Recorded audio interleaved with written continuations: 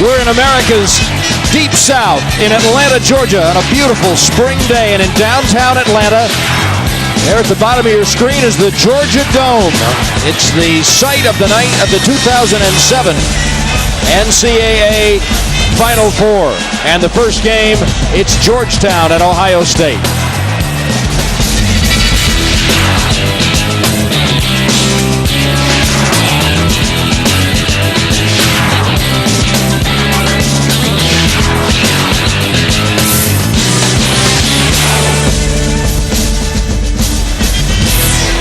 Welcome, everyone, to the Georgia Dome in Atlanta. Brad Sham and Fran Fraschilla. This is normally an American football arena, but it houses a lot of basketball. Final Fours have been played here. NCAA regionals. The Southeastern Conference plays its tournament here most years. And the first game of our national semifinal doubleheader today, Fran Fraschilla, a rematch of a second-round game a year ago, Georgetown and Ohio State. Rematch, but a lot of different dynamics, particularly the young, precocious Ohio State freshmen.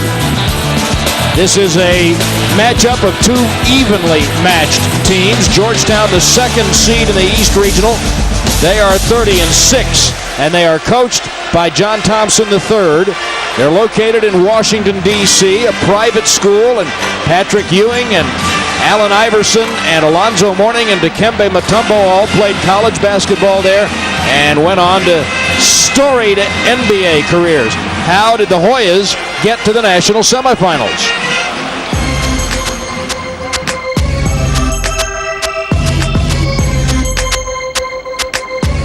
Like father, like son, as John Thompson III followed in the footsteps of his Hall of Fame father in leading the 1984 national champion Georgetown Hoyas back to the Final Four. The Hoyas, the number 2 seed in the East, launched their run in Winston-Salem, North Carolina against Belmont. Sophomore Jesse Sepp scored a career-high 20 points as the Hoyas won with authority, 80-55. In round 2, 7'2" junior Roy Hibbert scored 15 of his 17 points in the second half as Georgetown withstood the challenge of old Big East foe Boston College. Hibbert also grabbed 12 rebounds as the Hoyas scored a 62-55 victory. It was on to the Meadowlands and a barn burner with Vanderbilt in the regional semifinals. Junior Jeff Green's three-point play tied the game at 60 with just under 4 minutes to play. And with Vanderbilt up by 1 in the final seconds, Green came to the rescue again, banking home an off-balance shot with 2.5 seconds left as the Hoyas survived 66-65. That set the stage for a rematch of the 1982 national title game as the Hoyas met North Carolina for the final piece of the puzzle in Atlanta. Down 10 with 6 minutes left, the Hoyas stormed back. Hibbert's dunk pulled them to within 3. And then junior Jonathan Wallace got Georgetown into overtime when his 3 from the left wing tied the score at 81. Georgetown dominated the extra period, scoring the first 14 points. Freshman DeJuan Summers' 20th point capped the Hoya eruption, and the 96-84 victory over the Tar Heels sent Georgetown to its first Final Four since 1985.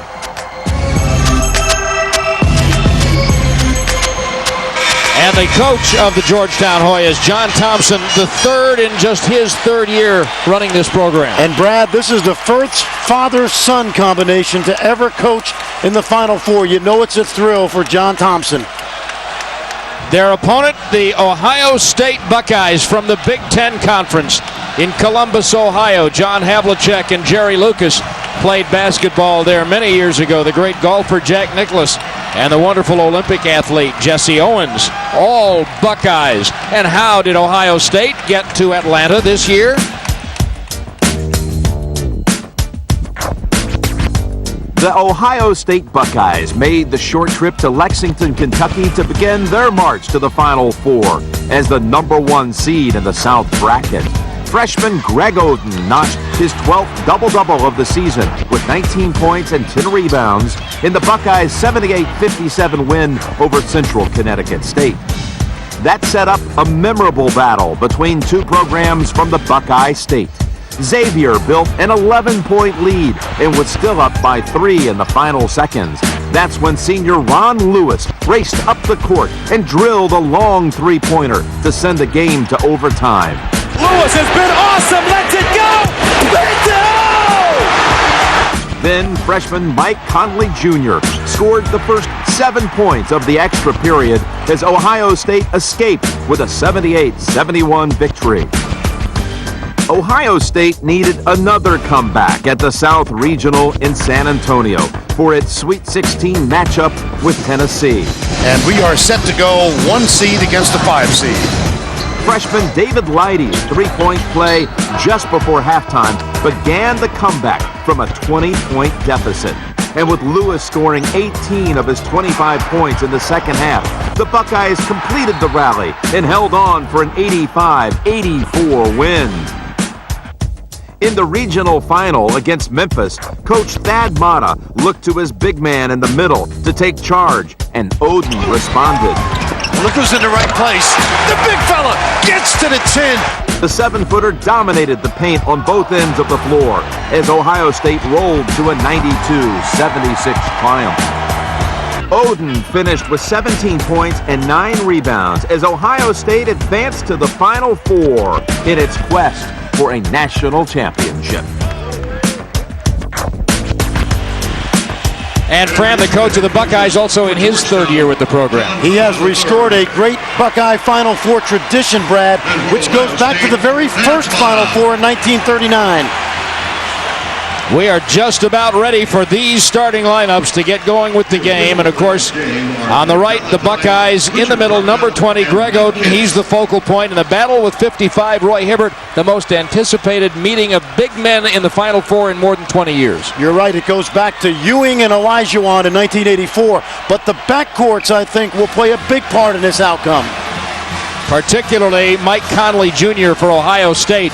As great a player as Oden is, and Ohio State will be the home team because they're the number 1 seed in the South region. There's a good look at the freshman Greg Oden and the final instructions from Coach Thad Matta. The Georgetown Hoyas are the visiting team, so they will be in their traveling blue uniforms, and there they are. But the man that we might want to keep an eye on, Fran, in the white shirt, in addition to the big fellow in the middle, is number 1, because Mike Conley Jr. might be the best basketball player on their team. And remember this, Brad, he and Greg Oden go back to the 6th grade. They played through high school and now college freshmen here in the Final Four. Some people say this is the best Final Four in 15 or 20 years. Certainly the highest seeds, 2 1s and 2 2s. And there may not be any sleepers, any so-called Cinderellas.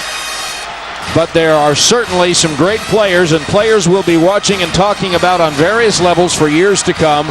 There's Hibbert. He might be one of them. We want to welcome all of you who are joining us in Europe, in South and Central America, parts of Asia, and if you're on a cruise ship, have a tall, cool one for Coach Fraschilla, will you? Enjoy this, everyone. This is the Final Four. Ted Valentine is the referee. Ohio State has it first. Georgetown opens it man-to-man. They'll play some zone. Butler to Oden. And an early foul on Hibbert, and that's going to be one of the keys early, the fouls on the big men. Both big men have been in foul trouble, Brad, throughout this NCAA tournament. And credit Buckeye coach Thad Matta for going right into Oden to start this game. Now we should say this, and we'll get back to it later, but Georgetown plays very well without Hibbert in the lineup. And Oden at the foul line, by the way, no day at the beach. There's Hibbert. This is a system team. They run the Princeton-style offense, made famous by Pete Carrill, and of course, John Thompson III played at Princeton. And there's why fouling Oden's not a terrible idea. He is only a 63% free throw shooter. Remember, he shot free throws much of the year with his left hand. Came off a wrist injury. This is the Big East Player of the Year, Green. Hibbert. And I'll go right at you, big fella. One of the few players in the country that utilizes that sky hook. Georgetown has the first lead, and we've got a turnover by the Hoyas. It's an offensive foul on Ohio State's Greg Oden, and the fouls are even at one. Here are some keys, Brad. How do you guard Greg Oden? Surround him, make him kick it out, and then we talked about the Princeton-style offense, crisp execution. They're excellent inside the two-point line. There's Hibbert. This Wallace is an outstanding three-point shooter. Off the iron by Summers. Keys for the Buckeyes, Frank. Well, take a look at a big day from this guy, Conley. And also make your jumpers because they're going to surround Greg Oden today with blue shirts. Really good defense by Georgetown's 21, Jesse Sapp, that caused Conley to lose the dribble, and the ball goes over to the Georgetown Hoyas. Their defense, Brad, very underrated. People talk about the offense. And by the way, Ohio State now goes zone. Not a surprise. Why not a surprise? Well, it surrounds the big fella Hibbert. It also takes Georgetown out of that half-court man-to-man offense. Summers. Hibbert dropped the ball. Going back to the Buckeyes. Brad, they opened the regional final versus Memphis in 2-3 zone and played it at least through midway through the first half. Brad Mata.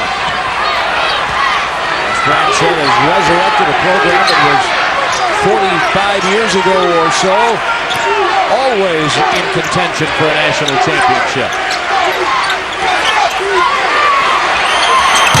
Three-pointer by Jamar Butler. Butler is a guy that is a natural point guard, but he sacrificed his game for the freshman Conley, but he can shoot it from deep. First lead for Ohio State. The zone also will force Georgetown to knock down some threes from guys like Wallace. Yeah, well, Wallace will be happy to shoot some. Jonathan Wallace from Harvest, Alabama. And he leads their team in three-point shooting. And in fact, that ties him for second all-time on the Georgetown list. If you're going to play zone, he's the one guy you must put the bullseye on. Butler to Oden. And a good defensive job by Georgetown, by the little Jonathan Wallace, of drawing Oden's second foul. And right off the bat, Matt Terwilliger will come in. Now, Oden has had a tendency to do this. You see the good position, and he just runs over the Hoya defender. So quickly, out goes Oden. In comes 42, as Frank said, Matt Terwilliger. He's a junior from Troy, Ohio. And we'll see how that impacts the game. One thing a lot of observers said was a key for Ohio State was for Oden to stay on the floor. This little hook by Green was not there, and that's going to be basket interference by Hibbert. I think that ball was going down anyway, but you don't mind that from a big guy, Brad. That's what I call an error of omission. You want your big guys to attack the rim. This time, Hibbert a little exuberant, but that's okay. You like the aggressiveness. Now Conley out to Lewis. You saw the Georgetown defense swarm to Lewis. Lewis.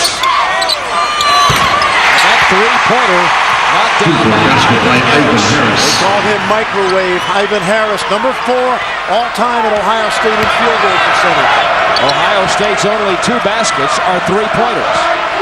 They lead again by 1. That's how they've started out shooting the ball. Both 2 for 3. Ohio State has missed 2 free throws. Hibbert had it stripped.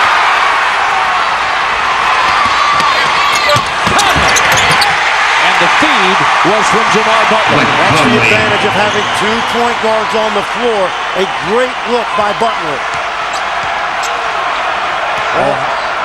Remember, Ohio State has played without Oden early in the season, so they're accustomed to this. And the three-point attempt rebounded by Hibbert. Awkward position under the basket. The ball is going back to Ohio State. What Fran refers to, we'll tell you shortly. We have a timeout on the court with Ohio State leading Georgetown 8-5. Greg Oden having to look early on in the Georgia Dome.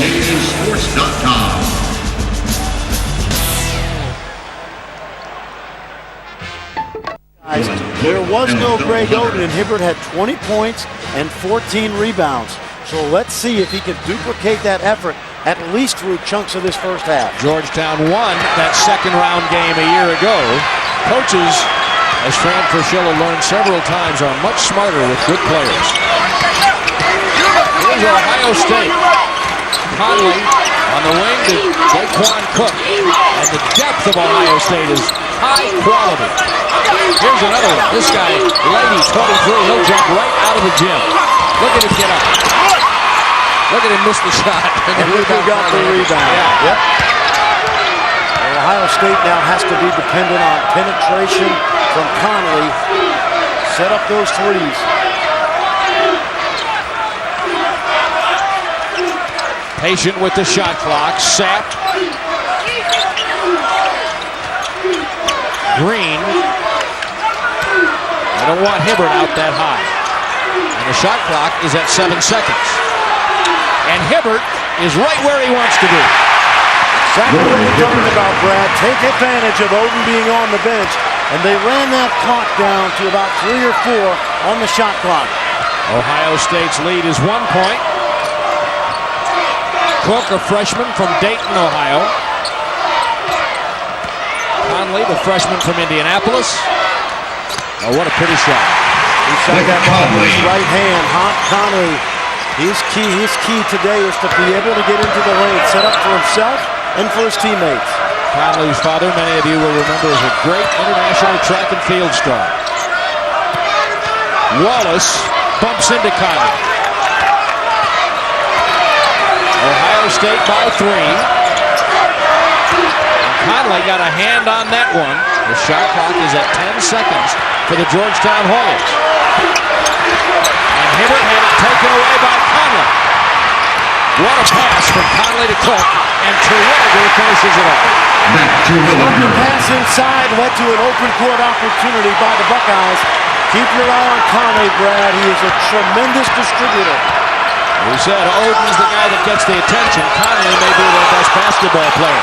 And Conley with a steal for turnover by the Georgetown Hoyas. Three-pointer missed from Cook. And the Big East Player of the Year, Green, rebounds. That ball was tipped by Conley, and referee Ted Valentine saw it. Eyes like an eagle. Number 22, title, number 43, Patrick Ewing Jr. Patrick Ewing Jr. checks into the Georgetown lineup. So many ties to the great Georgetown teams of the 80s. Patrick Ewing Jr., John Thompson III. The tradition has been restored. Terwilliger rebounds the missed three by Sapp. Terwilliger does not mind getting in there, mixing it up, and doing some dirty work. Ohio State with a 5-point lead. Which team is at a bigger disadvantage with a deficit? I don't think it matters, Brad. Remember, both teams in this tournament have come from way back. Ohio State trailed Tennessee by 20. And, of course, last weekend, Georgetown trailed double digits to North Carolina, a great North Carolina team. Ohio State also, the week before that in the second round, trailed Xavier in a game a lot of people thought Xavier should have won. Ewing got a hand on that ball, and here comes Ohio State again. Conley. He's got Othello Hunter in at a forward. Ewing doing a great job of denying him. Brad Mata talks about his 9 as 9 starters. So despite the fact that Oden is sitting with foul trouble, this team has a lot of depth, as you mentioned. Conley right down the Harlan defense. Mike Conley. He is as dangerous as anybody in college basketball off the dribble. A good example right there. Ohio State with a 7-point lead. The beauty, Brad, is Thad Matta can keep Oden on the bench with the sleeve. Remember, they had built this lead after Oden got his second foul. O'Brien with a great little drop-off, and Ewing missed the bunny. When did they start calling that a bunny? Maybe it's because it's Easter season. Maybe, that's it. That's it. What was the excuse last week? Or in December.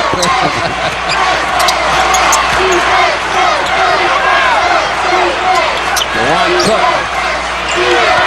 Ohio State by 7, and the shot clock gets to 10.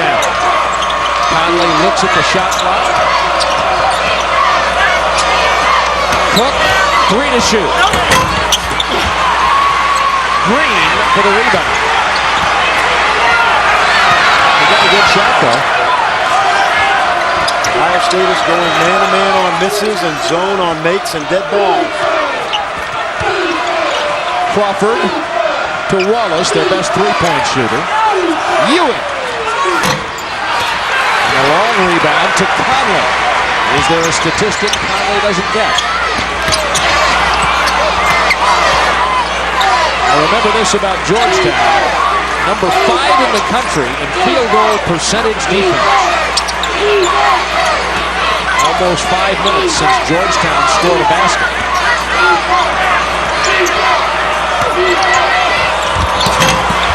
Cook didn't get the roll. Well, 2 tough shots in a row by Cook. Brad, what Ohio State is doing on the defensive end is they are backing off. They're giving up no backdoor cuts and forcing Georgetown to shoot jump shots. Timeout called by the Georgetown Hoyas with 9:48 remaining in the first half, and Ohio State leading by 7. And there's Oden. Jamar Butler is number 14. And there's the guy who really has been the best player on the floor so far this evening here in Georgia. With official championship merchandise. In a lot of the games his team has played, especially in the tournament. Look what he's done since the NCAA tournament has started, Frank. Well, you mentioned his dad, Mike Conley, Olympic gold medalist in 1992. Mike Conley was a ball boy for Nolan Richardson at Arkansas. That's where his dad went to college. And he's been around great athletes, obviously, his whole life. He actually ran a 10.7, 100 meters when he was in high school, but he didn't run track. He felt it would tire him out for basketball. A marvelous athlete. Only a freshman, and no one's talking about him going right into the professional ranks as they are about his high school teammate and good friend Oden. But I mean, he'll play there someday if he wants to, won't he? Well, if he wants to, I don't think there's any question. It's a matter of when. And his dad actually has just registered himself as a professional agent. Has he now? Do you think he's got a few clients in mind? 2 come immediately to mind. There's Mike Conley on the left. Yep. And there is Mike Conley Jr., Lawrence North High School in Indianapolis.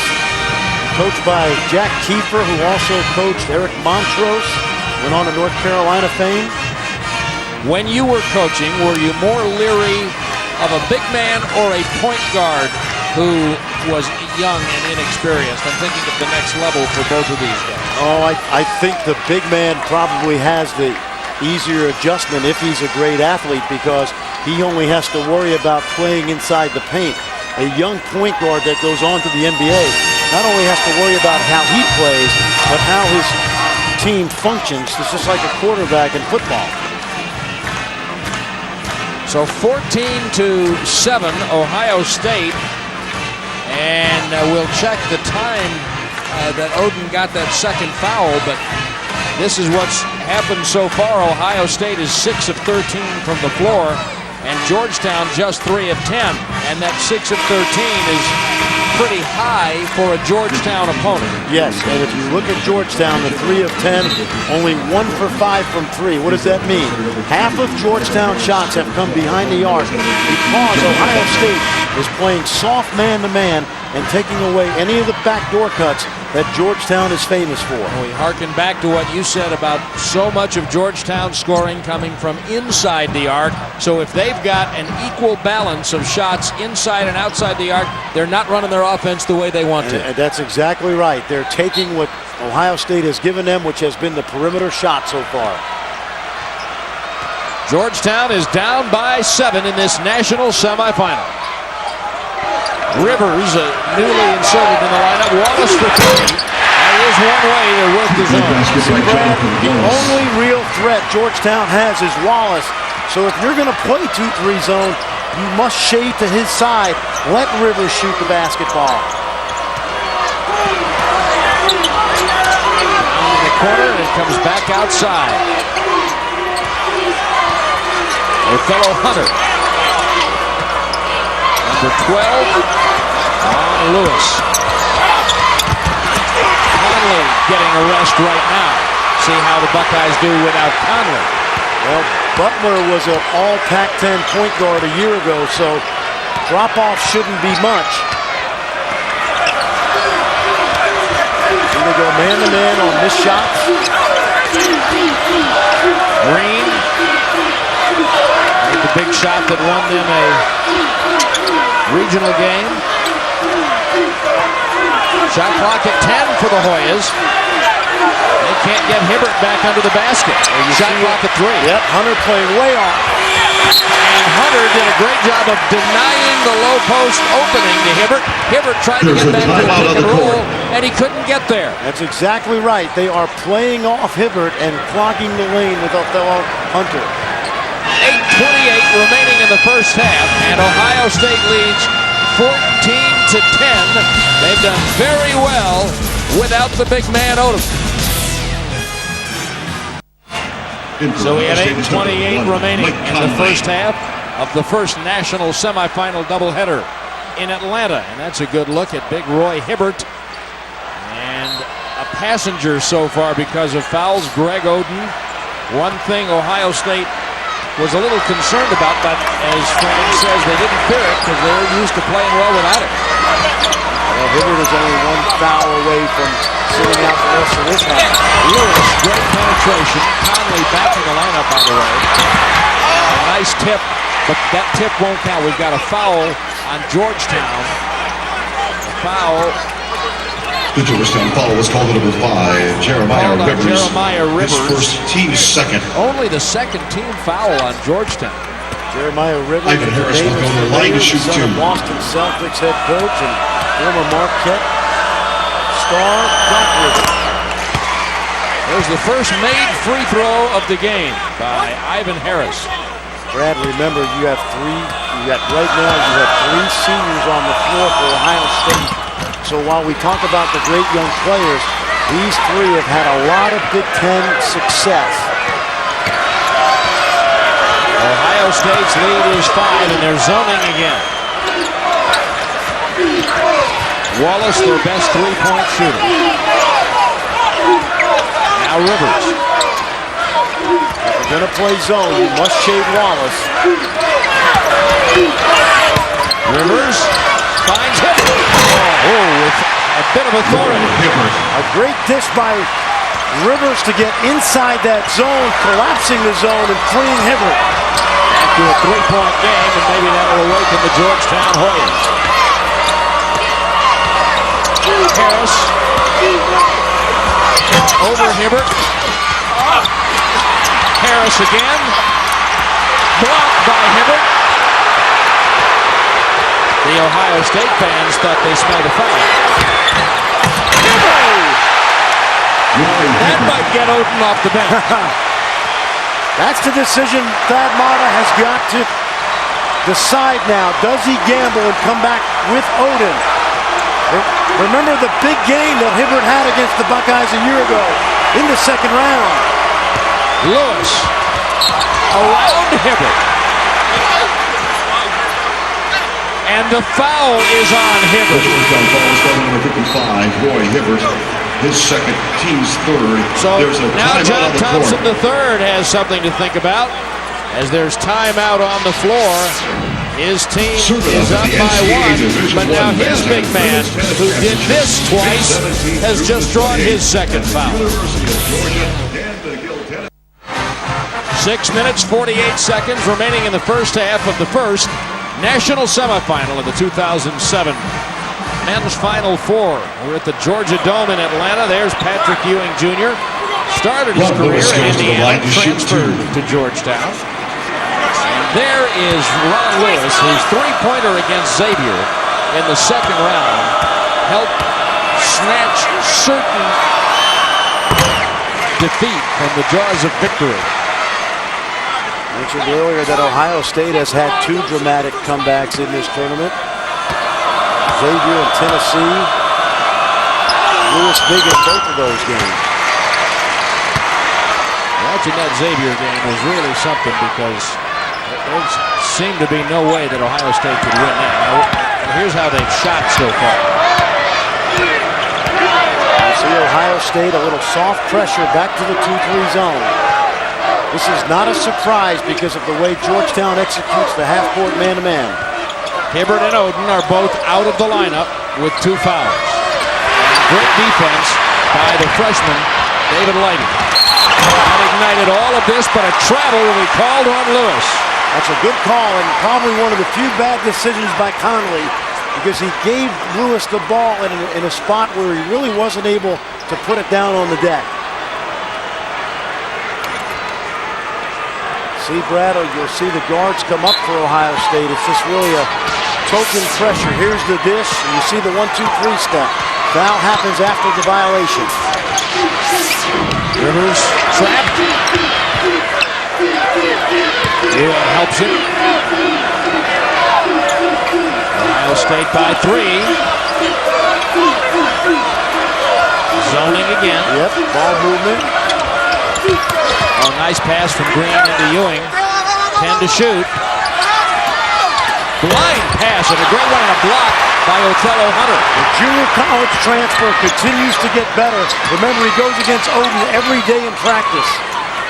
Hunter's play in the low post is one of the reasons they don't miss Oden that much when he's out. Especially Brad on the defensive end.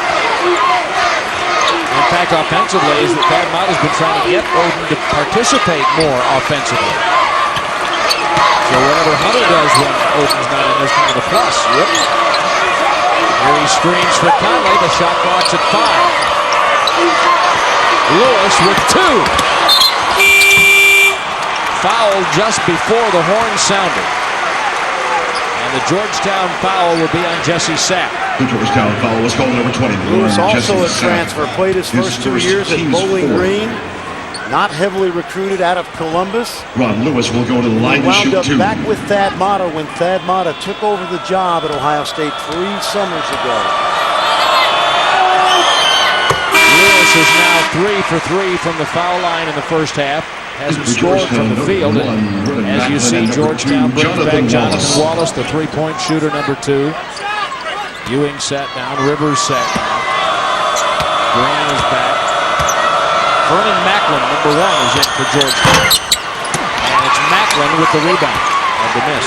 Brad, when we talk about Georgetown, obviously the comparison to John Thompson and his dad, but the greatest influence basketball-wise on JT3 has been Pete Carrillo as college coach at Princeton. Macklin stolen away by the Buckeyes, and Butler with an easy layup. Jamar Butler. Remember earlier, Butler to Conley. Conley repays him. What a good look. It started, though, with Lighty. He had the steal, and now it's Ohio State by 6 again. Points off turnovers, 12 for the Buckeyes. You see how much zone Ohio State continues to play. And you see what happens when you sit back in that zone sometimes. 3 threes for the Hoyas, 1 by Sapp, 2 by Wallace, all over zone defenses. When you talk about the Hoyas, there's a jump shot, not even playing. There's our man Conley. 2-point basket by Mike Conley. He's worth the price of a ticket. And that makes John Thompson now think about how to play Conley because he's so adept, Brad, at getting into the paint. That's exactly what the Buckeyes wanted them to do. Nice. Butler. Lighty saved the ball off the Hoya defender. 3 minutes and 40 seconds remaining in the first half. The pace is picking up, but the Ohio State lead is still 6 points. 3 minutes and 40 seconds remain in half number one. And among the notables who have come to the Georgia Dome, Tony Dungy, the Super Bowl winning coach of the Indianapolis Colts, who normally when he comes in this building doesn't get to sit and chomp on popcorn and breathe easily. Probably gets booed on occasion when he's out here. No one would boo Tony Dungy. Ohio State has scored on 4 of its last 6 possessions. Butler. Lewis. Excellent, Brad. I'll tell you, they recognized the zone right away. Got the ball moving in that baseline drive, baseline drift that you see so popular in international basketball. Biggest lead for the Buckeyes. And the Big East Player of the Year, Jeff Green, gets his first score. He leads the Hoyas 14 points a game. That's the first sniff he's had. I think that Ohio State zone has helped bottle him up, and it certainly has buttoned up that half-court man-to-man offense at Georgetown.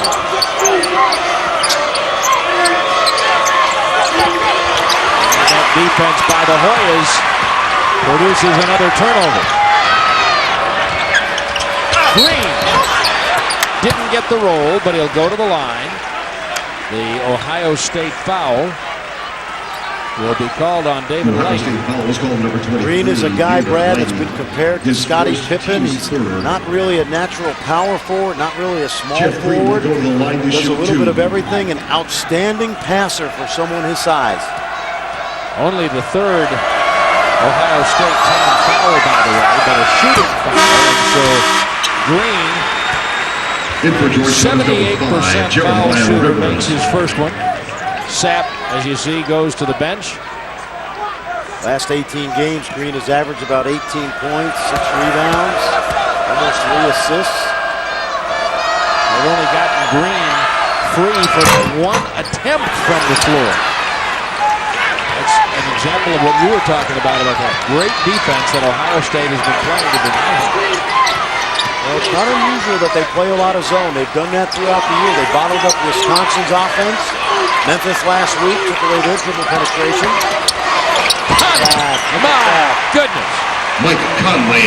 How about that, Brad? That time I think they were in zone. It doesn't matter. His ability to get into the lane, critical for the Buckeyes. He has 11 of Ohio State's 27 points. He's the difference right now. Terwilliger got a piece of that shot by Summers. Green.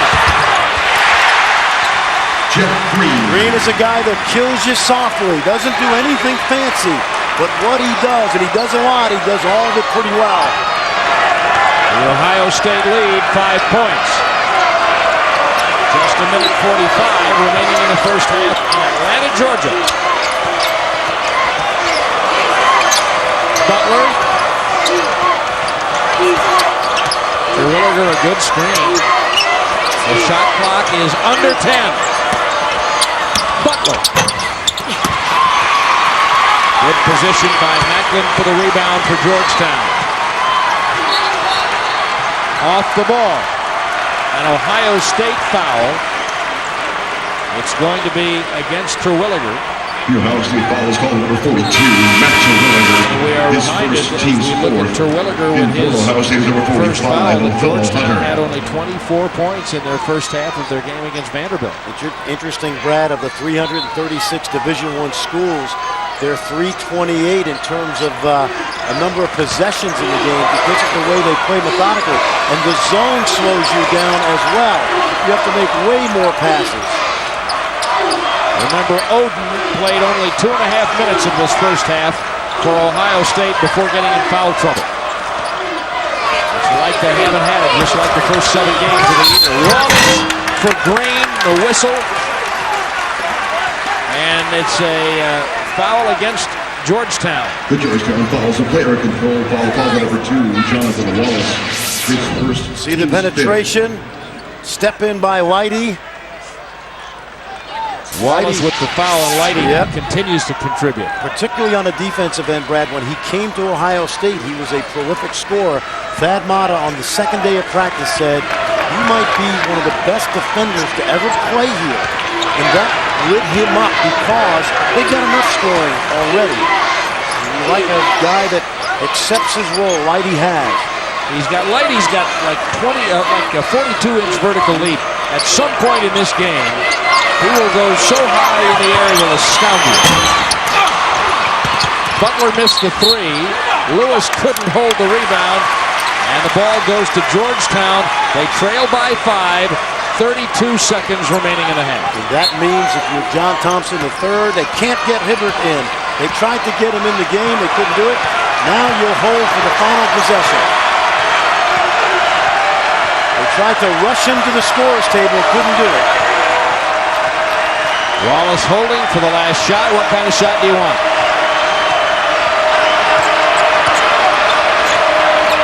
We told you a minute ago about Georgetown having 24 in the first half.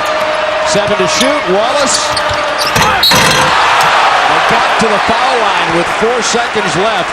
They're going to send DeJuan Summers to the line. What a tremendous possession by the Georgetown Hoyas. Summers has really come on, the freshman. Watched it this year by Wallace.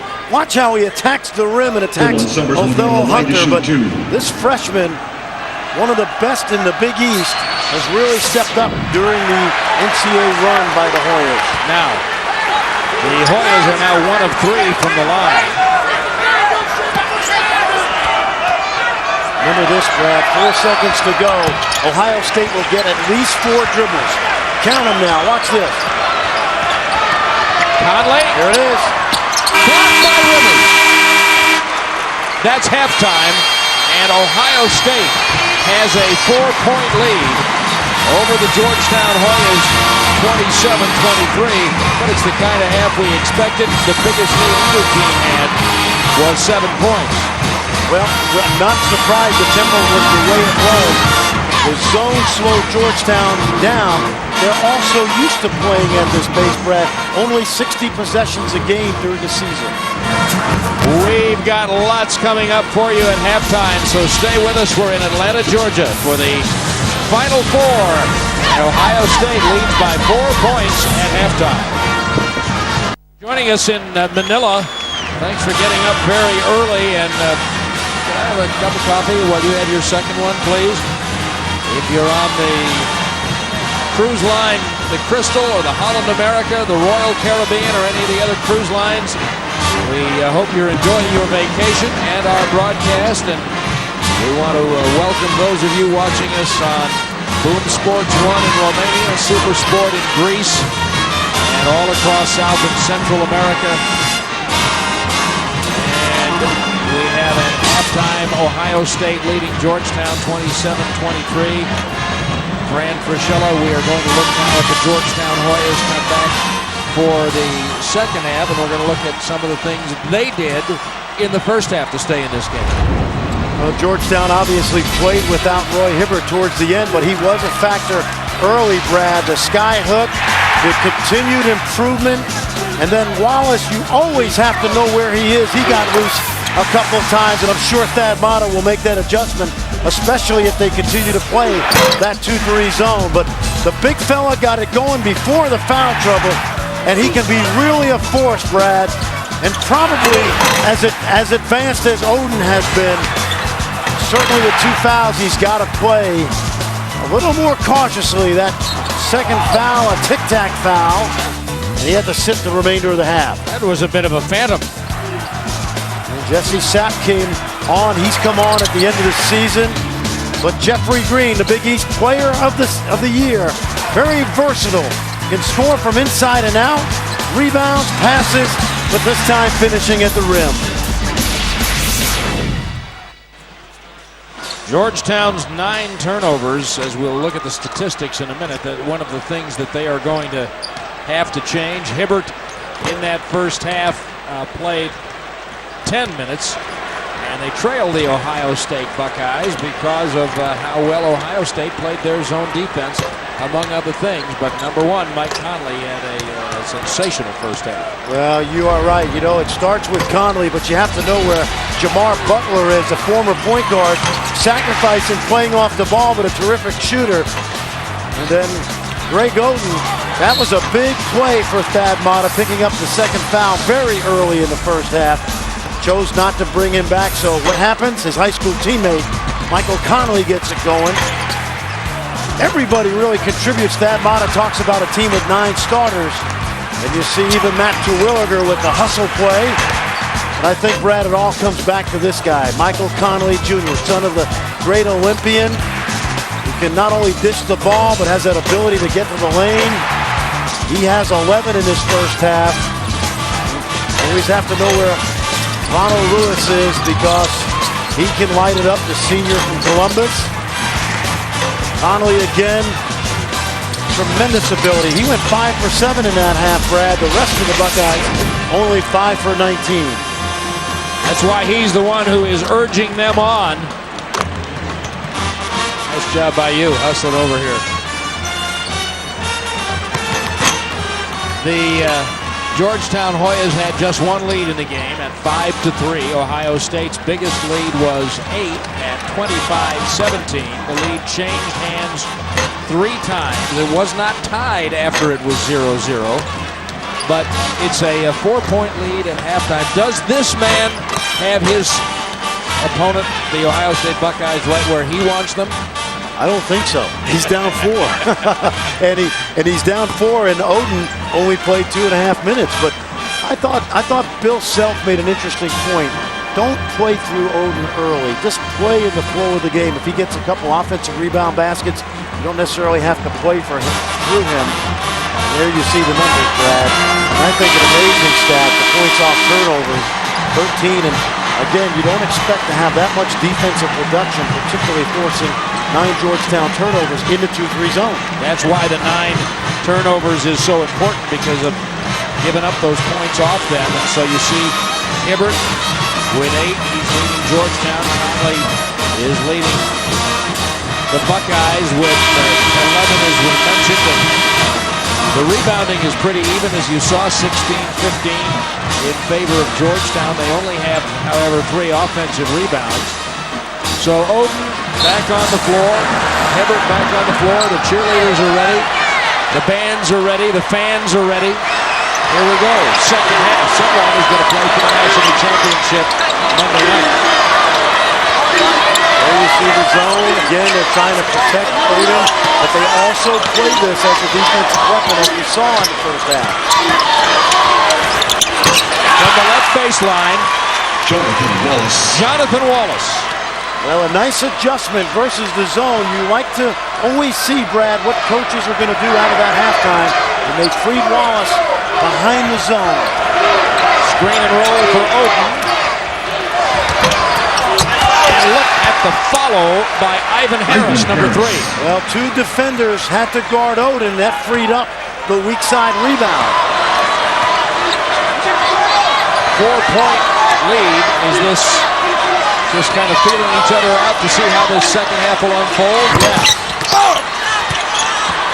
Nearly rebounded off the miss by Jesse Sapp. I think both coaches will hold their breath every time Hibbert or Oden is near any body of the opposing team. Now, do fouls for those guys become, they clearly weren't overly significant in the first half. Do they become more important now? Well, I think they do, especially because, look at this. Where was Oden? Because at some point, either big man has to be the dominant player for his team. Oden more so defensively, but also their leading scorer. 29-27, it's just a 2-point lead. Been a while since Georgetown's had it this close. Harris can't find Oden. Look at that defense. Sapp got the steal. Oh, nice pass. And a nice conversion by Summers, and guess what? We're tied. Talk about Jeffrey Green's versatility. Not just scoring and rebounding, but he's an excellent passer for his size. I told you Thompson had Ohio State right where he wanted him. What a great job they did on Oden. They simply couldn't find him. They found him that time, though. Greg Oden. Notice Hibbert could do nothing but keep his hands straight to the ceiling. Hibbert was kind of out of shape when he got to Georgetown. He said, I always just tried to do what I was good at, which when I was in high school, what I was good at was being tall.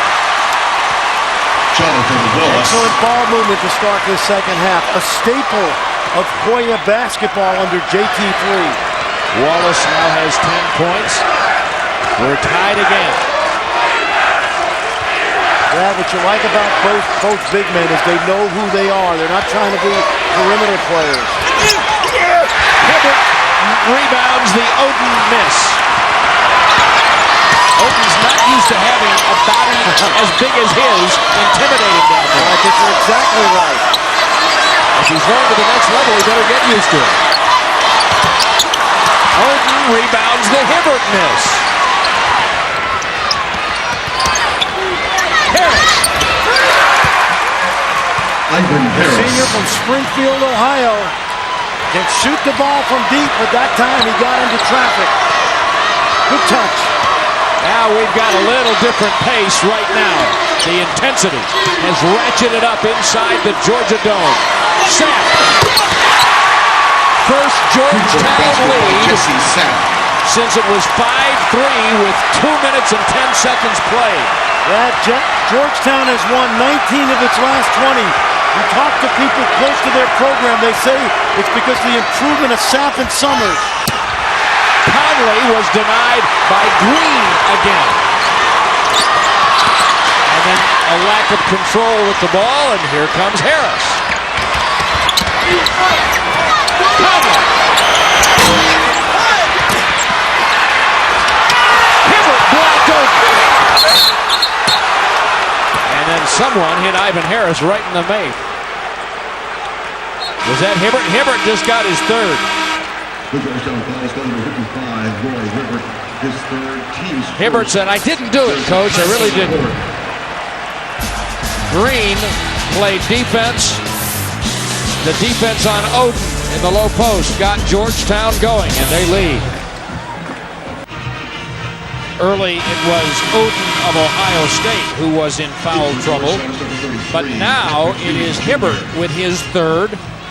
Well, Hibbert had 2 clean blocks, but I do think he fouled Harris. There's the block. Now watch Hibbert come down, and you'll see him rake Harris across the arm and then get him in the face. And a good call by the officials, and Hibbert will sit. So now, how big a difference will that make to Georgetown with Hibbert out and Oden in for Ohio State? I think it's an advantage if they utilize Oden on the offensive end. Oden also becomes a defensive force now. Ivan Harris just 1 of 3 from the line tonight, but we've got a foul. Jostling for position. I think it was Green, Brad. Tried to block out Oden, and he got underneath Oden. Take a look at this now. Shot goes up on the missed free throw, and Green will step and push off. Good call. Quick 2-team fouls on the Hoyas. We're tied at 34. Hoyas like to go 2-3 zone off the inbounds. Watch out for Butler. Oden. Lewis to Butler. Nice. Harris. Oden.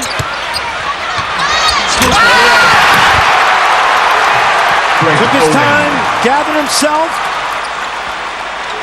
and nearly ripped the rim off. 5th lead change. This is what everyone came to see.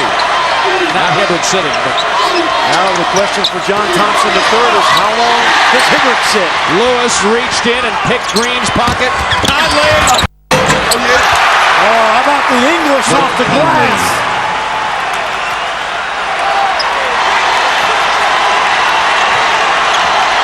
He's pretty good. Well, he's got the genes. Great athlete.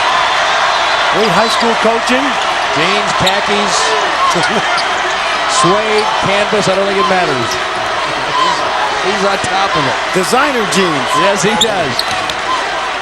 Points in the paint almost even. Remember, Georgetown normally gets a lot of those. Ewing traveled before the shot, and he looked at umpire Mike Kitts and said, he fouled me. He fouled me.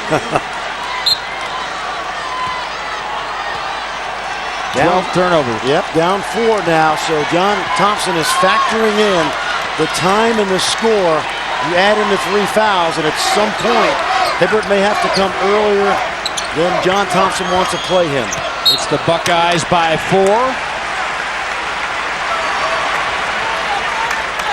Off Ohio State.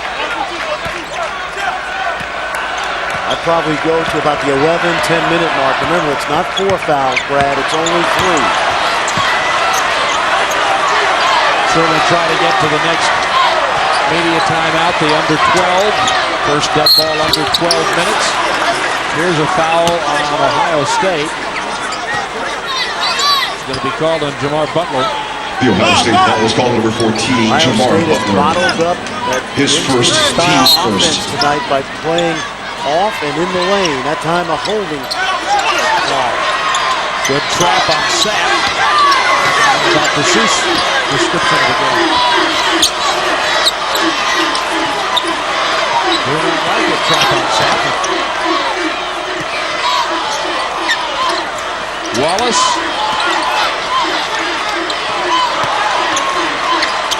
Nice pass. That's a little backdoor cut by Sapp. Jesse Sapp.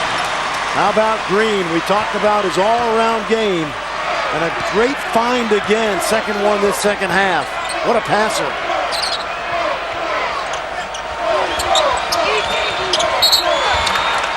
Foul before Oden got going. The Georgetown foul was called number 33, Patrick Ewing Jr. Called His for first, team's third. Third Georgetown team foul. Interesting, Brad. Patrick Ewing Jr., you mentioned he started at Indiana. He wore 0 when he played there. Now he's embraced his father's legacy, wearing the number 33. Lewis had it tipped away by Summers, so it'll be Ohio State's ball in with 28 to shoot. It really is almost eerie, the number of players of numbers of sons of former athletes and coaches involved in this game and the game we're going to have later on. Yep, we'll have a bunch more famous names. Oden way out on the floor. Oh, that's not fair. He did it with the right hand, and remember, he's played much of this season left-handed because of the wrist surgery. In fact, he shot his free throws for about much of the season with the left hand. Ohio State by 4.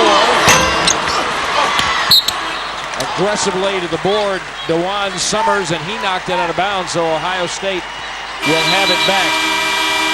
Did Georgetown look for that 3 a little too quickly? I think they did. Here, keep your eye on Oden. Watch this right hand jump hook from about 12 feet. We see a little bit of the package that some people say would make him the #1 pick in the NBA draft today. You should not make a jump hook from that far out on the floor, should you? No, but the thing I've always liked about Oden, Brad, is that if he needs to get 15 and your team wins by 15, he does, but he can go out and get 25 if necessary. You saw right there that Hibbert has the edge in the numbers at the moment, but he's not on the floor. Actually, he is back on the floor now. And what a battle going on between them on the left side of your screen, in the lane. Oh, How about it? It's mine now. That's good at basketball IQ. He knows Hibbert has got to be very cautious, so he took it right through the other big man. 6-point lead for Ohio State. If he can bring it, here we go again. And he got the foul on Oden. Oh boy, oh boy, oh boy. Both coaches from the start of this game have gone to their big guy in anticipation of picking up some fouls. That's exactly what's happened. We got timeout on the floor with Ohio State leading Georgetown 42-38. And now the battle of the big men has ensued. Basketball championship with an official champ.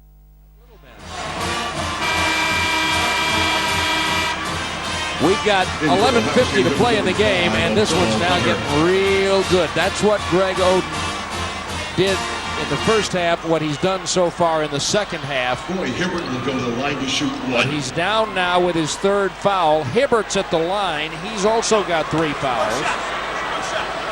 12 points for Hibbert tonight, as you see. This is his first trip to the line. Neither team is exactly getting rich at the foul line tonight. Ohio State by 4. Georgetown now plays some 2-3 zone. They've utilized this in and out. And that will take away some of the dribble penetration, hopefully, by Michael Conley Jr. Lewis. And there again is Othello Hunter, number 45. This is a young guy from Winston-Salem, North Carolina. Did not start on his high school team. Went to junior college. Made an impact. But he's going to have to keep track of 55 in blue if he's going to stay in the game. I'll tell you, Brad, Hibbert's stock continues to grow. I'm not saying he should come out this year, but in terms of the eyes of NBA scouts, much improved. You see the agility, 7'2", 280.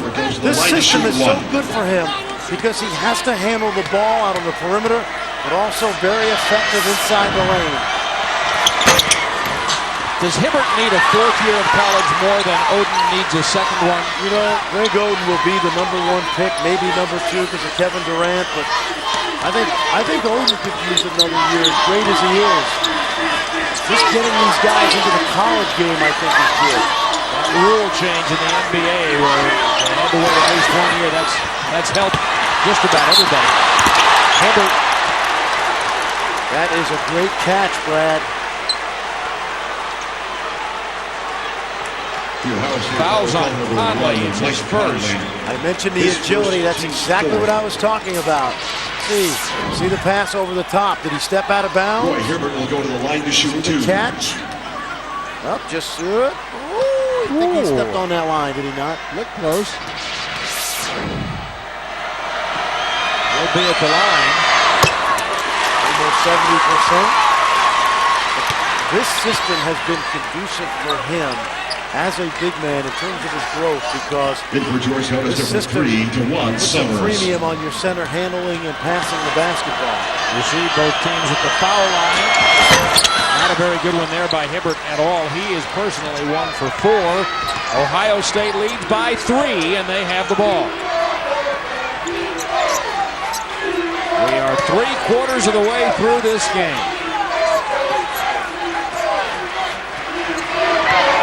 Has had a great night running the point for the Buckeyes. Lewis.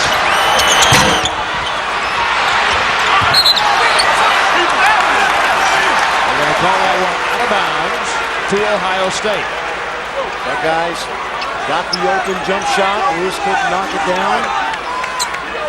They're kind of letting them play a little bit, aren't they? Well, They should. Which they should, and they need to make sure that the 2 big guys, when they're on the floor, they let those guys bang a little bit.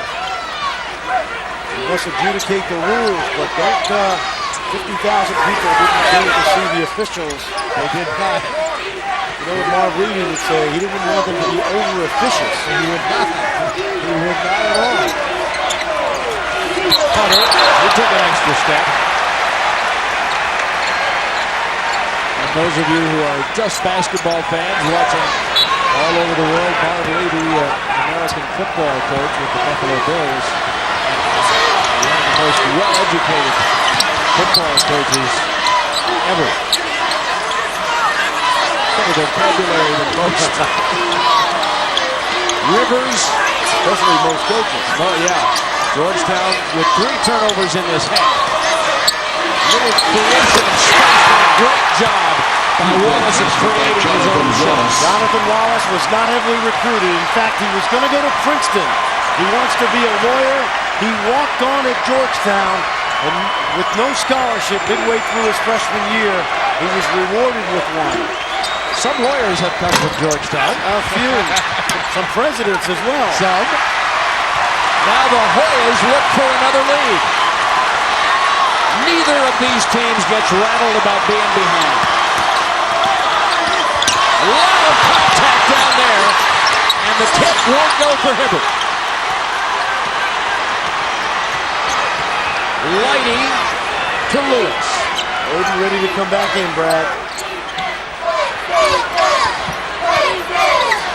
Under 9 minutes left.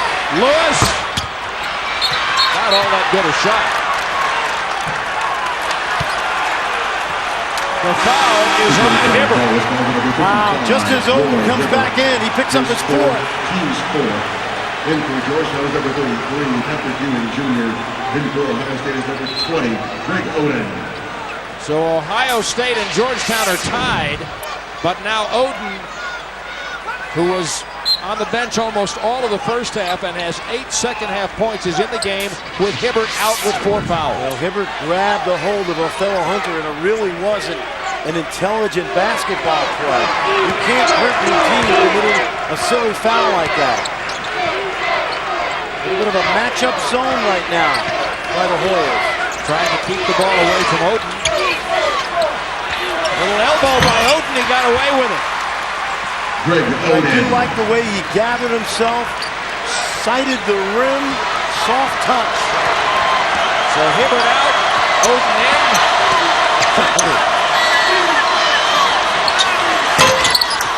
Lewis for the long rebound. Lighty. David Lighty. In his tighty-whities. He has quietly been an energizer bunny today for the Buckeyes on both ends.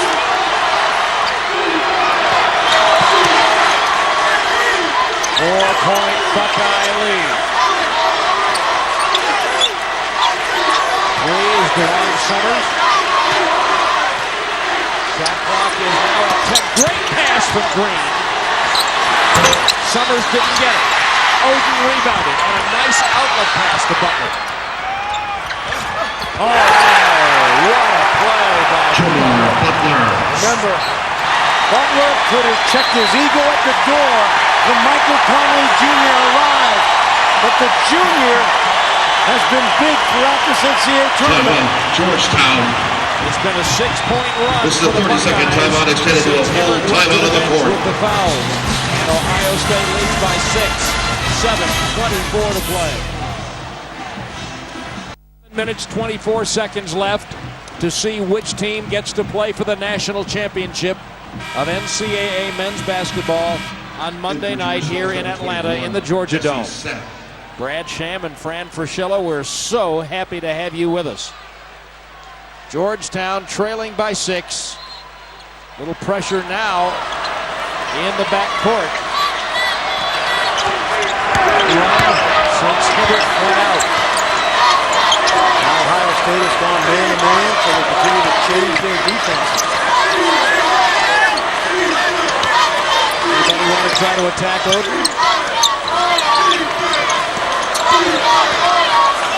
Wallace up the set. Whitey's done a nice job on Green. Under 10 to shoot. 5%. Trap on set.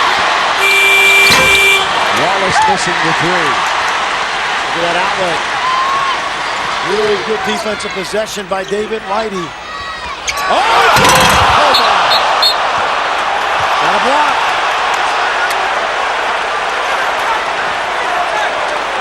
Would have been about a 4-point dunk if he made it. Oh man, it was a delay of game whistle too. Jeff Green. His second. Green got his second foul. It's the 15th foul on Georgetown. 6:37 left to play in the game. Ohio State by 6. Everybody needs a little bit of a rest after this.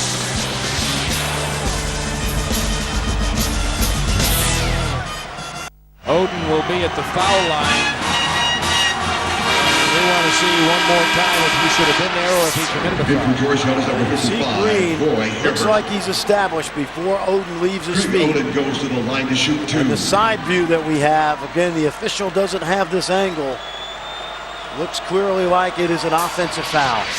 With the right hand, Oden is good from the foul line. He's 1 for 3 tonight, which makes him 20 of 32 for the NCAA tournament now in this 5th game for the Buckeyes.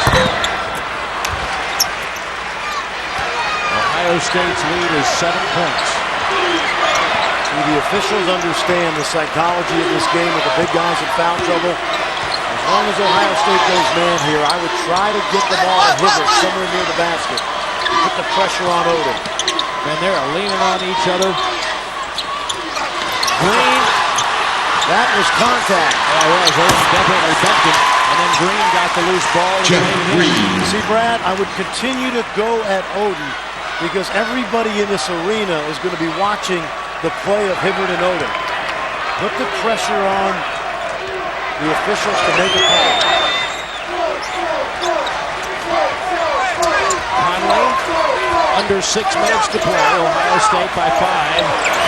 Got 8. Three-point basket by Jabbar Butler. He's one of the best three-point shooters in Ohio State history. You can't leave him that open. Not this point in the game. 8 points equals the biggest lead of the night. Hibbert. Oh, Roy Hibbert. 19 for him. Yep, that was his range. 15 feet. Obviously. Yep. Yeah, but if you were coaching him, you'd have been sitting over there saying, no, good shot. You know, he hasn't taken a three this year. You know, if he's going to shoot it, he probably feels that's his range. Oh! Left it a little short and Green for Georgetown. You know, Green came over and challenged. Hibbert couldn't. Conley the steal. Goaltending. Goaltender was the call. Ewing and give the basket to Conley. The rule in college basketball is you can block it against the backboard as long as the ball is not on its downward flight. And that one is in the cylinder and an easy call.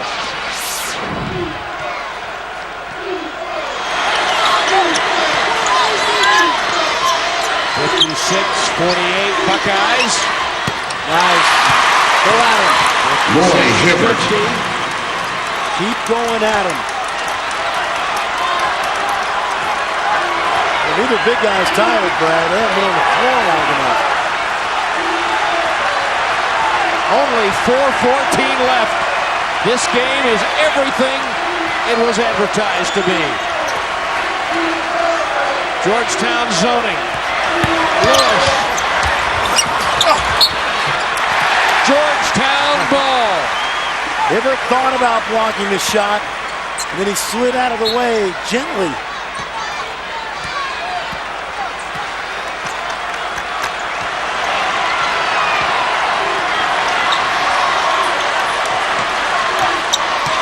Ewing to Sapp.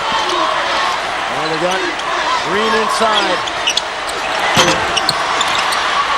Odom, the rebound. They kept Hibbert blocked off the low post. Butler. The Butler didn't do it. Hibbert kept it alive. Georgetown trying to get back within 4. Jesse Sapp. How about this? Buckeyes look a little winded. Players had him right where they wanted him. Down 8. 4 minutes to play. It's a 4-point game. This is a matchup zone. It looks zone. They go man. Odom missed it. Hibbert got the rebound. Bad model run with foul, but not going to call that. They probably wanted a motorcycle too. 2:40 in the game. Georgetown down by 4. Green attacking Odom and drew the foul on Odom. What did I tell you before? Green attacking Odom? Absolutely. But they weren't in his zone. That's right. Go at the big guy. 4 on Odom. 4 on Hibbert. 2:36 left to play in the game. Or maybe we should say in regulation. Ohio State leads Georgetown by 4. 2 minutes, 36 seconds left in the national semifinal. It would be hard to expect any more than we had out of this game, particularly in the second half. Ohio State, as we told you, have missed their last 4 shots from the floor. At halftime, Ohio State led by 4. Here's what the 2 big men have done, and it's been pretty much a standoff. A little deceiving because of how little Oden has been on the floor. Oden with a block there and a charging foul on Green, who went at him again and got a player control. And guess who took that charge? David Lighty, the freshman, who has done an outstanding job today on Jeff Green. This is a young man that's had to guard the likes of Tyler Hansbrough of North Carolina. Coming off the bench, people don't talk about Lighty very much. Really good player. Lewis to Butler. See, Georgetown stays in that matchup zone. Greg Oden. You think these 2 guys will battle for the next 10, 12 years? 13 points and a half in the game for Oden. The Buckeyes lead by 6. Sapp. Hibbert. And it was Oden's defensive presence that caused him to miss. Nice. Conley, nice speed inside. Great basket by Lighty. Basket by David Lighty. We'll be talking about Hibbert and Oden, Michael Conley, but don't forget David Lighty from Cleveland. It starts with Greg Oden and the contested shot. You see John Havlicek looking on, former Buckeye great. Watch Oden, Brad. Challenges the shot, knocks it loose, and then Conley slips behind the defense. Another assist for Conley, who averaged over 6 per game. And Lighty with the free throw, a 5-point half for him. And Ohio State's 9-point lead, the biggest they've had in the game with 1:38 to play. And they are doing it with 3 freshmen on the floor. Wallace. And Oden is there to clear. Quick shot. Hibbert never in position to rebound it. Oden clears. Oden a screen and a roll. Oh, they got a mismatch. A foul on Georgetown on the floor. The Hoyas had committed 17 fouls. And timeout's going to be taken by Ohio State. Ohio State. This is the 30-second timeout. Full throat for the Buckeye Nation. Clad in red. There they are. 1,000 strong. 47 years since the last NCAA title. The likes of John Havlicek, who you saw moments ago, Jerry Lucas, guy on that team by the name of Bob Knight, who was Whatever happened to him? ended up like back in Orville, Ohio, or did he go on and coach some basketball? Georgetown has never led in the game by more than 2 points, and 2-0 and 5-3. The last time they led was 3.5 minutes into the second half. It was 34-31. So Ohio State, in spite of the absence of Conley for almost the entire first half, has really had the run of play, as they would say. Let's go, GU number 1, let's go, baby! Football. Soccer, as Americans like to call it. Here we go with 1:14 to play. Lead now. They can look a little bit, not much. 13 to shoot. Ball brushed out of bounds by Wallace of Georgetown. Shot clock at 12. Why wouldn't you just wind it down to the 9-point lead? Eventually you have to shoot it. You're exactly right. He got himself in trouble. This is the last possession that Georgetown can defend without fouling, Brad. 1 minute remaining in regulation. We're under a minute. Butler. Oden dangerously close to his 5th foul. Summers. Green followed it. Jeff Green. Timeout Georgetown. How about that rejection? Timeout Georgetown. 44.8 seconds. This is a 30-second Ohio State timeout. by 7. Oden never changes his expression. Very humble and unassuming. Georgetown has to try to score quick. Watch him come out of nowhere with the left-handed block, but Green cleans it up. Gets the 2. You know, you mentioned Oden and Conley being good friends from high school. Another of Oden's real good friends in high school was killed in an automobile accident. It kind of changed him. They said he withdrew. He really doesn't talk to a lot of people outside his team family. You know, he reminds me, you don't want to compare anybody to the great Bill Russell because he's in a world of his own, but the way he, there you see Michael Conley Jr.'s parents, of course, Mike Conley, the gold medalist, triple jump at 92, but he reminds me some of Russell and some of Tim Duncan in terms of never changing expression. He doesn't have to score to affect the game. Ohio State 38 seconds. That foul now. They did just before Lewis went to the basket.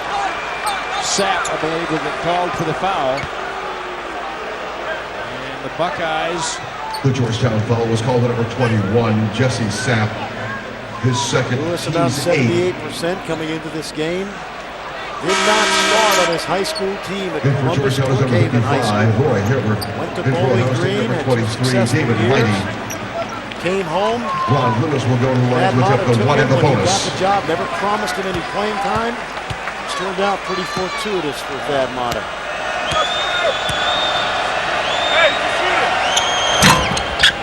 In Cincinnati, the Xavier fans are watching and saying, you know, that could have been us.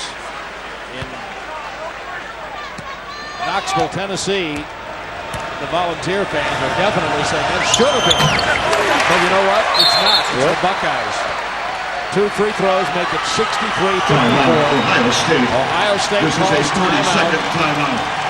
For the last 35.3 seconds, the Buckeyes and the Hoyas each have 2 timeouts remaining. What's Coach Matta saying in this time? He's explaining that he's got a 9-point lead, no silly fouls, contest shots, but don't let him score easily either. Make him take tough shots. If you're obviously John Thompson III, you have to score quick. You have to set up your press. You have 2 timeouts left, so if you score, take a quick timeout.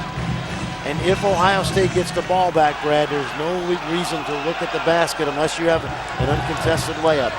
On your left, working on the Westwood One radio network, John Thompson II, the former Georgetown head coach. That's his dad. And that scene of the 2 of them hugging after the regional final, everyone who's a parent felt that hug. As John Thompson said, it was one of the greatest moments of his life. And this is a guy with a national championship of his own. Very good by Summers. Wallace with 22 seconds. There's the score in the quick 2-point basket by Jonathan Wallace. 2-possession game, but certainly the odds now Timeout. certainly favor the This Buckeyes. is a 30-second So timeout. what does this man instruct his team to do? Well, they're going to set up a press right now. He's going to tell his team, let's go for the steal first. Aggressive play. You don't get the steal immediately. Let's foul right away. And they're going to have to foul quick because they're at 8 fouls, so they're going to foul and put Ohio State on the free throw line.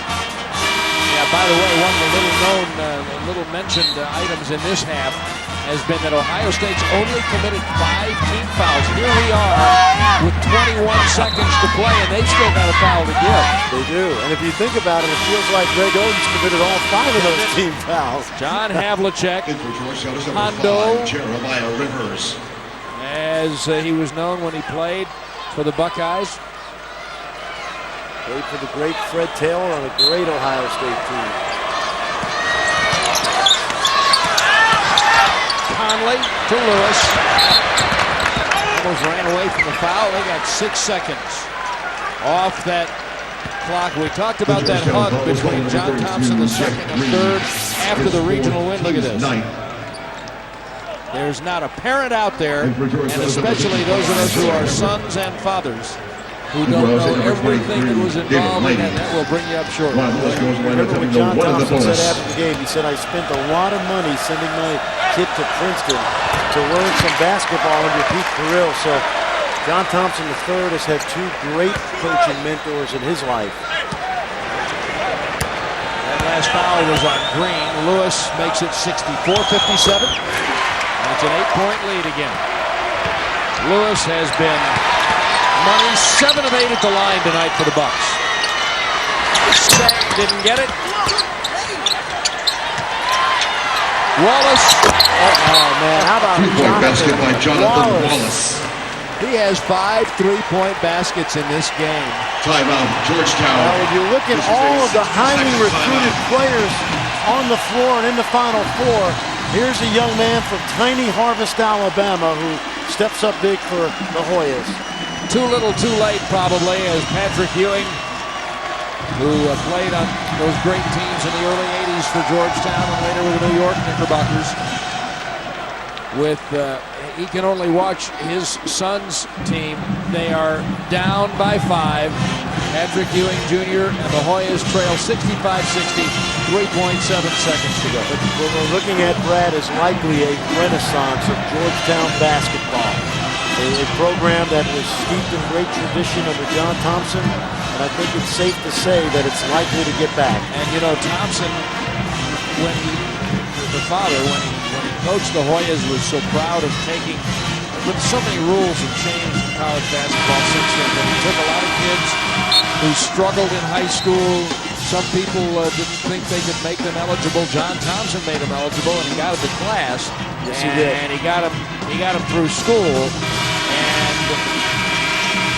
But it took several years for him to get those Hoyas up and what John Thompson III has done here. He's only been there 3 years. And he's got not only great athletes, terrific basketball players, but great student athletes as well. Jonathan Wallace wants to attend law school, and he's done. Ewing committing the foul with 2.8 seconds remaining. So Thad Matta, who is, by the way, only in his 3rd year coaching the Buckeyes, looks like he's going to get a chance to play for a national championship.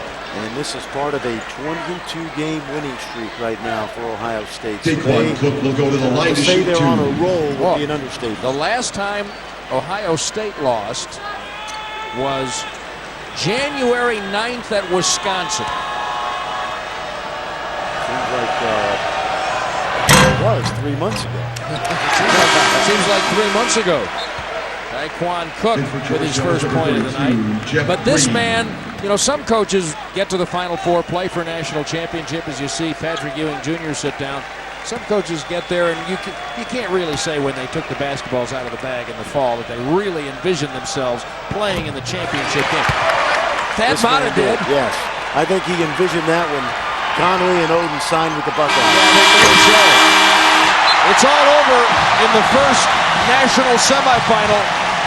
For only the 2nd time in school history, the Ohio State Buckeyes will play for the national championship. They have defeated Georgetown.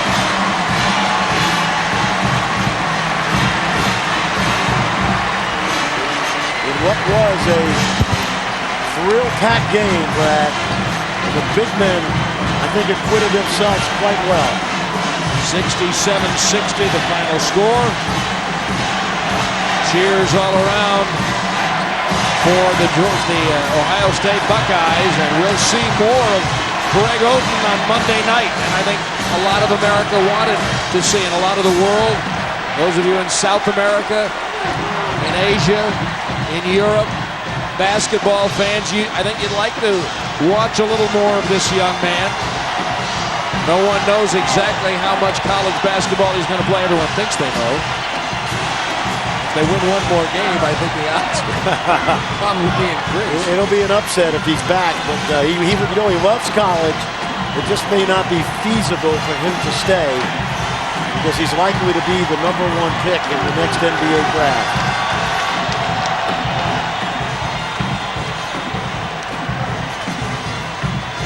The Ohio State Buckeyes are playing for the national championship. They have beaten Georgetown by a score of 67 of our to 2nd 60. game will be at 8:47 p.m.